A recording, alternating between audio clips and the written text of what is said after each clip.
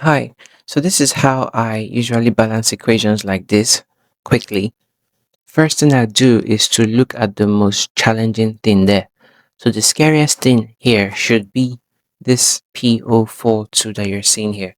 So that's what I want to tackle first. That's what I want to balance first, okay? So if you do this, your balancing equation life will be easier. Yeah, so want to balance the P04 first, or the phosphate area first. Now, looking on the right hand side, we don't have any clear phosphates. It's not like PO4 on this side. Instead, we have P4O10.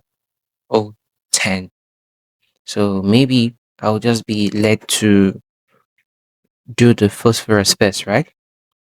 We have P4 here, so it should be a good idea to place a big 2 here, because that should mean 2 times this 2 would mean that my phosphorus will be 4, balanced. After placing the 2 here, the next thing I would ask myself is, what other damage has it done? It has made my Ca 6 now. So I'll just go here and write 6 here. The 6 balances the calcium for me, but it influences my silicon. So I'll come here and put 6 to balance out the silicon again. And the silicon, the 6 I've put here now has made the oxygen change as well.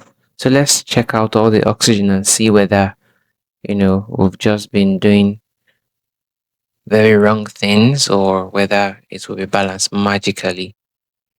So let's check. 2 times 2 is 4. 4 times 4 is 16. So there's 16 here. 6 times 2 is 12. It means that in total I have 6 plus 2, 8. And that's 28. For this one, we have 6 times 3, which is 18. And this is 10.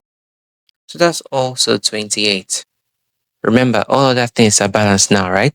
Including my oxygen. So it means we are good to go. This is the answer. So how fast this was, right? From the phosphorus to the calcium to the silicon, and that's it. We're done.